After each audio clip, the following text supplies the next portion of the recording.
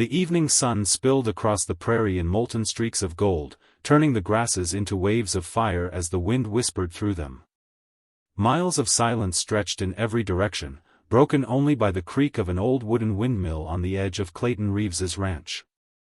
He had spent years in this land, years that left his hands calloused, his back bent with work, and his heart heavy with loneliness.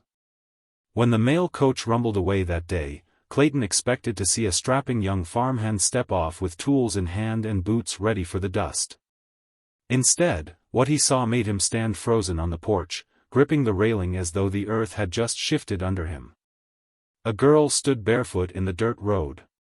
She had no shoes, no hat to shield her from the sun, only a faded dress that fluttered against her knees. Her hair was a wild tangle of chestnut strands, her face streaked with dust from the long ride, and her eyes carried a storm he had never seen before. They weren't scared, not exactly, but watchful, like someone who had known both hunger and sorrow. She clutched a small bundle to her chest, tied in a threadbare cloth, and when the driver called out, "This is as far as she goes," Clayton realized the girl was not a mistake. She was the one who had been sent. He stepped down from the porch, boots crunching against the gravel, his brow furrowed. "You lost, miss?" he asked, his voice rough from disuse. The girl lifted her chin, her lips pressed tight, and answered in a tone that carried both defiance and weariness. "No, sir. I was told there's work here. You needed help on this ranch." Clayton's heart gave a strange lurch. He had written to the agency for a farmhand, someone strong enough to mend fences, drive cattle, and handle the brutal work that came with keeping a ranch alive in the unforgiving West. He had not expected this slip of a girl, with bare feet toughened by hard roads and eyes too old for her young face. Yet, something in the way she stood there, refusing to flinch under his gaze, kept him from sending her back. "What's your name?" he asked. "Ella," she said simply. Just Ella. The name lingered in the air between them. He noticed her hands gripping that small bundle, white-knuckled, as if it carried all she owned in the world. A wave of unease swept through him, but beneath it came something else, softer, almost dangerous, a flicker of curiosity. He led her into the house, the floorboards creaking under their steps. His home was plain, built with practicality rather than comfort. The table scarred from years of meals, the hearth blackened with old fires, the shelves stacked with tools and ledgers. Ella's eyes scanned it all without comment, though he caught the faint quiver of her lip when she glanced at the bedroll folded by the corner. She was used to little, he thought. Perhaps used to nothing at all. That first night, Clayton barely slept. He sat by the window, watching the moonlight spill over the empty fields, listening to the silence of a house that, for the first time in years, was not empty. Ella had curled up on the bedroll with her bundle tucked beneath her head, breathing slow, steady breaths. She looked younger then, her sharpness softened in sleep, and Clayton realized she couldn't have been more than 18. He wondered what twist of fate had left her barefoot and desperate, sent across miles of wilderness to a stranger's doorstep. The next morning, the real test began. He set her to simple chores first, expecting her to falter. Hauling water from the well, feeding the chickens, gathering wood for the stove. But Ella worked without complaint, her movements quick, efficient, as though she had done harder tasks before. When he handed her a pitchfork to muck the stalls, she took it without hesitation, her small frame belying the strength in her arms. She didn't speak much, but her silence wasn't weakness, it was a wall. A wall Clayton found himself wanting, against his better judgment, to climb. As days turned into weeks, the ranch seemed to shift. The quiet no longer felt like loneliness but like rhythm. Clayton would return from the fields to find Ella sweeping the porch, or humming softly as she kneaded bread, or mending his worn shirts by the fading light. Sometimes he caught her staring out toward the horizon, eyes distant, as if listening for voices carried on the wind. He never asked what haunted her, though the question burned in him. He knew better than to pry into wounds that hadn't healed. But the West had a way of prying for you. One afternoon, as the sun blazed high, a rider appeared on the road. Dust trailed behind his horse, and the way he sat the saddle told Clayton all he needed to know: this was not a friendly caller. The man dismounted with a swagger, eyes narrowing at Ella as she carried water from the well. She froze under his gaze, her hands trembling just slightly, and Clayton felt a surge of protective anger rise in his chest. "Well, I'll be damned," the stranger drawled, his smile cold. "Didn't think I'd find you all the way out here." Ella's face went pale. The bucket slipped from her hands, water spilling into the dirt. Clayton stepped forward, his hand hovering near the rifle propped against the porch. "You got business here?" he asked, his tone like steel. The man's eyes flicked to him, then back to Ella. "You could say that. She owes me. Belongs to me, truth be told." The words hung in the air, heavy and poisonous. Clayton felt Ella's eyes on him, wide with fear, pleading without a sound. The stranger's grin widened, but before he could take another step, Clayton had the rifle in his hands, the barrel leveled steady. "You best be on your way," he said, calm but deadly. "Ain't no one belongs to anyone on this ranch but me, and she's under my roof." For a moment, silence stretched like a drawn bow. Then the man spat into the dirt, swung into his saddle, and rode off with a glare that promised he'd be back. When the dust settled, Ella's shoulders sagged. She turned away, but Clayton caught the shimmer of tears in her eyes. That night, she finally spoke. Her story came in broken pieces, whispered in the glow of the fire. She had been taken in by a cruel man after her parents died, worked near to death, beaten when she resisted. When she saw the chance to escape, she took it, trading the last of her coins for a name on a list, a rancher needing a hand. She hadn't known if she'd make it, but she'd rather risk the wilderness than go back. Clayton listened in silence, his jaw tight, anger simmering at the thought of what she had endured. He wanted to say something, to offer words of comfort, but he knew words weren't enough.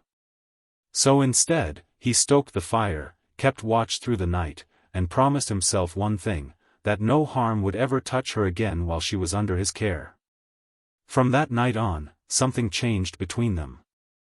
Ella was still quiet, still wary, but her glances lingered longer, softer. Clayton found himself listening for her footsteps, seeking her presence like a man seeking shade in the desert. He tried to fight it, tried to remind himself that she was too young, too wounded, that he had asked for a farmhand not a wife. But the heart does not listen to reason. It beats where it will. One evening, as a storm rolled across the plains, thunder shaking the walls and rain lashing the windows, Clayton found her standing by the hearth, staring into the flames. She turned to him suddenly, her eyes fierce in the firelight. "Why did you keep me?" she asked. "You could have sent me back. Could have told them I wasn't what you wanted." Clayton swallowed hard. He had asked himself the same question 100 times. Finally, he said, "Because the day you stepped off that wagon, barefoot and proud, I knew this ranch wasn't empty anymore. And I wasn't either." Ella's lips parted, her breath catching, and for a moment the storm outside was nothing compared to the storm between them. The storm battered the ranch through the night, lightning flashing across the plains, thunder rolling like cannon fire. Clayton and Ella stood frozen in the glow of the fire, her question still hanging in the air between them, raw and heavy. When his words reached her, words he hadn't planned to speak but had spilled straight from his chest, her eyes softened, though she didn't look away. The flames crackled, thunder growled, and for a heartbeat, time itself seemed to pause. Then she turned back to the fire, her shoulders trembling, though whether from fear or something else, Clayton couldn't tell. They didn't speak again that night. Ella curled up on her bedroll, clutching her small bundle like always, while Clayton sat at the window, rifle across his lap, watching the storm rage and fade. But inside him, something had shifted, something dangerous and undeniable. He had crossed a line without even moving. The days that followed were uneasy. Ella worked harder than ever, rising before dawn, tending animals, patching fences, cooking meals that filled the lonely house with scents Clayton hadn't known he missed. But her silence was heavier now, like she carried a question she didn't dare ask again. And Clayton, for all his strength, felt weaker than he had in years, because every time their eyes met, he felt that storm inside him rising. It wasn't long before the past came knocking again. One morning, while Ella milked the cow and Clayton hauled hay, the sound of hooves split the quiet. Four riders approached, their hats low, guns glinting. Clayton recognized the lead rider instantly, the same man who had come before, now with reinforcements. His grin was colder than the steel on his hip. "Morning, Reeves," the man drawled, reining in his horse. "Told you I'd be back. The girl's mine. Hand her over, and maybe I'll leave your place standing." Ella froze, her hands tightening around the bucket, eyes wide with dread. Clayton stepped forward, planting himself between her and the riders, his rifle resting against his arm. "You set foot on my land again, you best be ready to bleed," he said, voice like stone. The man chuckled, but there was no humor in it. "You think you can stand against me? Against us?" His hand twitched near his holster. "One word, and I'll burn this ranch to the ground." Clayton's finger tightened on the trigger, but before he could act, Ella's voice rang out. "No." She stepped forward, barefoot in the mud, her chin lifted. "I'm not yours. Not now, not ever. I'd rather die here than go back with you." The man's smile faltered, surprise flashing in his eyes. Then fury replaced it. He jerked his reins, pointing at Clayton. "You'll regret this." With that, he wheeled his horse, the others following, dust rising in their wake. Clayton lowered the rifle slowly, his heart pounding. Ella stood frozen, her face pale, but her eyes burned with fire. He wanted to take her hand, to promise her she was safe, but all he could manage was, "Get inside." She obeyed without a word, leaving him alone in the yard with the echo of hooves and the weight of coming war. That night, Clayton sharpened his knives, checked his ammunition, and rode into town. The saloon buzzed with whispers when he entered, men glancing his way with something between pity and fear. He asked questions, bought drinks, listened to talk. By the time he left, he knew the truth: the man chasing Ella wasn't just some cruel master. He was Marcus Vane, a rancher with money, land, and men who'd follow him into hell if paid enough. He claimed Ella as a runaway bond servant, though in truth, no papers backed his claim. But in a land where power spoke louder than law, papers didn't matter. When Clayton returned home, Ella was waiting by the fire, her bundle clutched in her lap. She looked at him with eyes that seemed to know what he'd learned before he spoke. "He won't stop, will he?" she asked softly. Clayton shook his head. "No. Men like him never do." She was quiet a long moment, then unwrapped her bundle for the first time. Inside lay a worn photograph of two smiling faces, a man and woman who looked tired but kind, and a locket with a broken chain. "My parents," she whispered. "All I have left." She held the locket in her palm, her voice trembling. "I swore I'd never let him take these. Or me." Clayton looked at her, at the strength beneath her fear, and something in his chest ached. "Then he won't," he said firmly. "Not while I draw breath." The weeks that followed were filled with preparation. Clayton taught Ella to shoot, her hands shaking at first but steadying with each pull of the trigger. They reinforced the fences, hid supplies in the barn, laid traps near the outer fields. Every night, Clayton kept watch, listening for hoofbeats in the dark. Every morning, Ella met his eyes across the breakfast table, and though few words passed between them, everything they needed to say was in the silence. But danger doesn't always ride with torches and guns. Sometimes it creeps in quieter. One evening, as they worked side by side repairing the corral, Ella paused, sweat streaking her brow. "Clayton," she said suddenly, her voice barely above a whisper. What if I'm not worth all this? He looked at her sharply, anger flaring, not at her, but at the thought. Don't you ever say that. You're worth more than this whole damn ranch. More than Vane, more than the past. Don't you see? You're the reason I ain't alone anymore. That's worth everything. Her eyes filled, and for the first time, she didn't turn away. She let him see the tears, the trembling, the truth. And in that moment, Clayton knew the storm between them was no longer something to fear. It was something to face together. But the West was unforgiving. And Vane had not forgotten his promise. It happened at dawn. Clayton was in the fields when the sound of gunfire shattered the stillness. He spun, heart slamming, and saw smoke rising from the barn. Ella burst from the house, rifle in hand, firing wild as riders swarmed the yard. Clayton sprinted, bullets whistling past him, shouting for her to get down. The air filled with chaos, shouts, gunfire, the stench of burning wood. Vane himself rode at the front, his face twisted with rage. Take her, he roared. Burn it all if you have to. Clayton dropped 2 riders before they reached the porch, but more came, circling, cutting him off.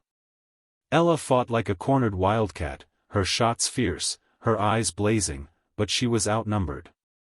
A rider lunged, dragging her from the steps, and her scream cut through Clayton like a knife.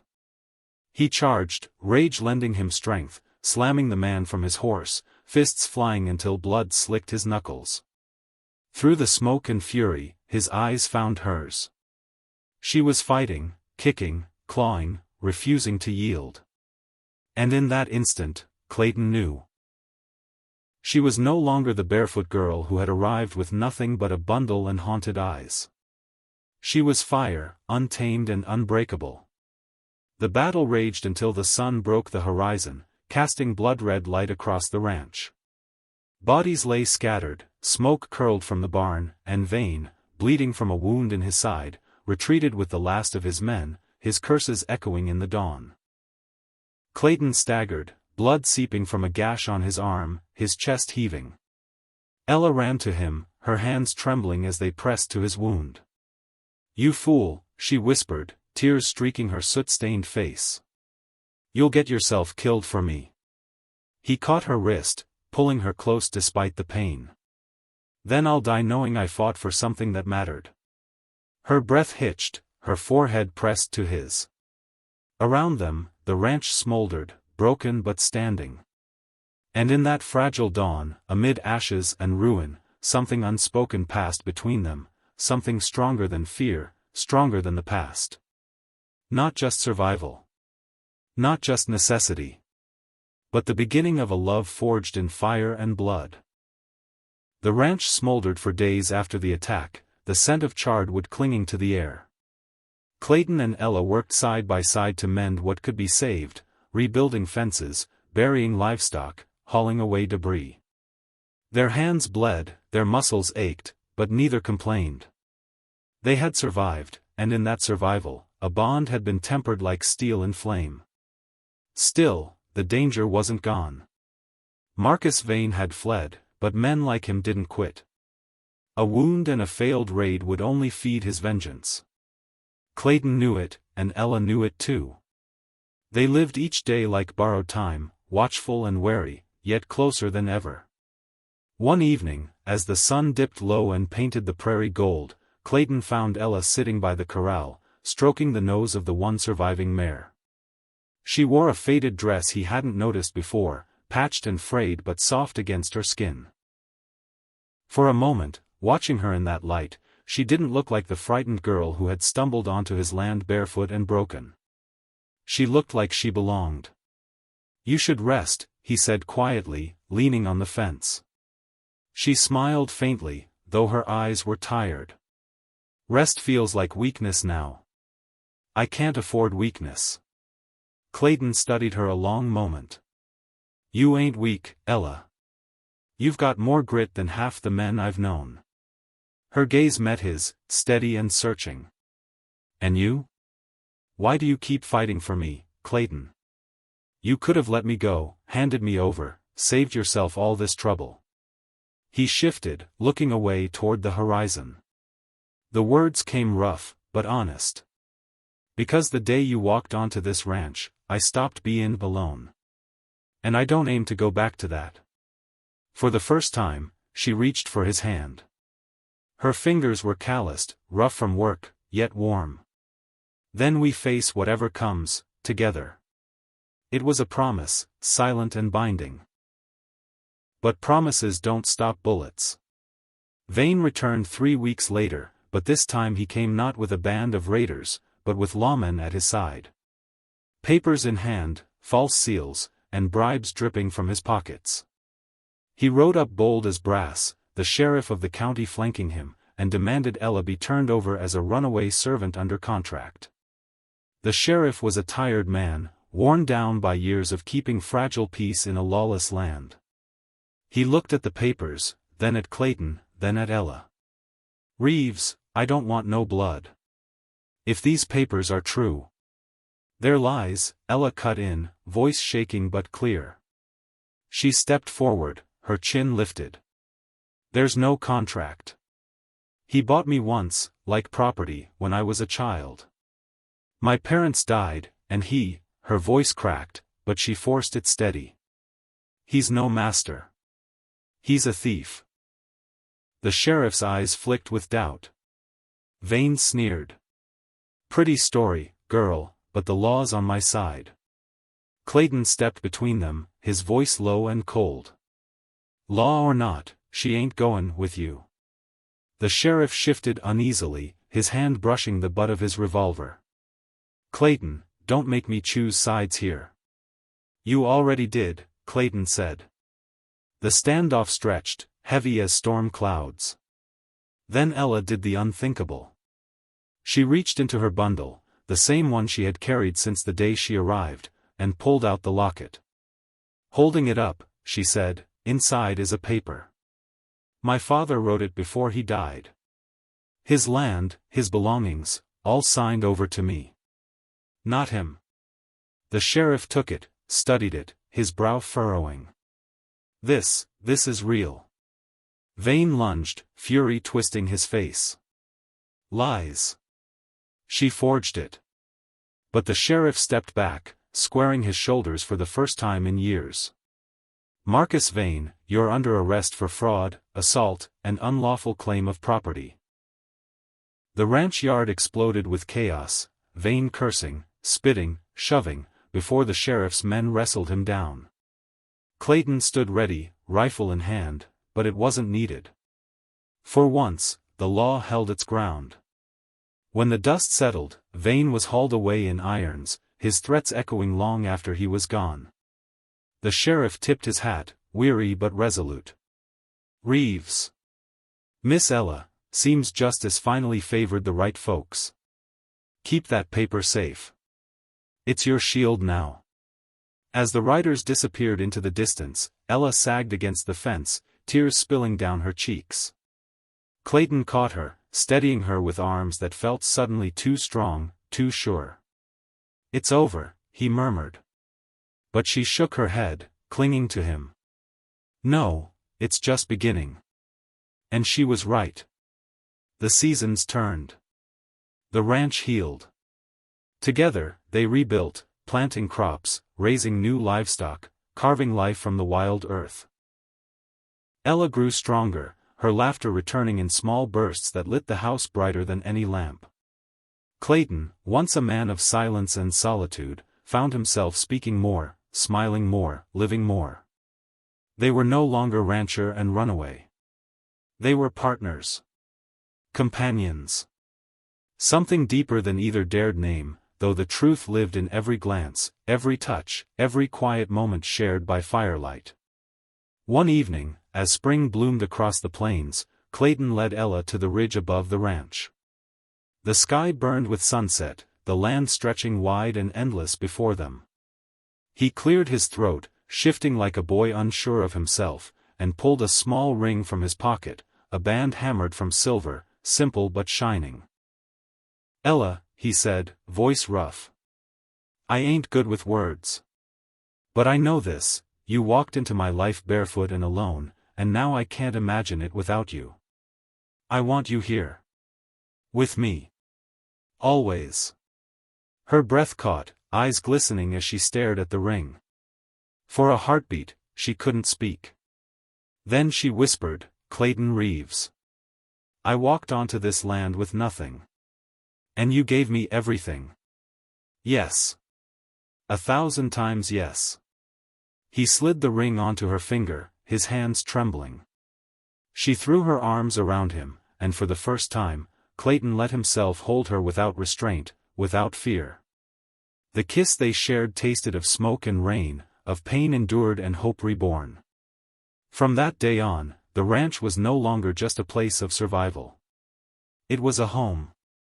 A home built not from timber and stone alone, but from trust, resilience, and love carved in the hardest soil of the West.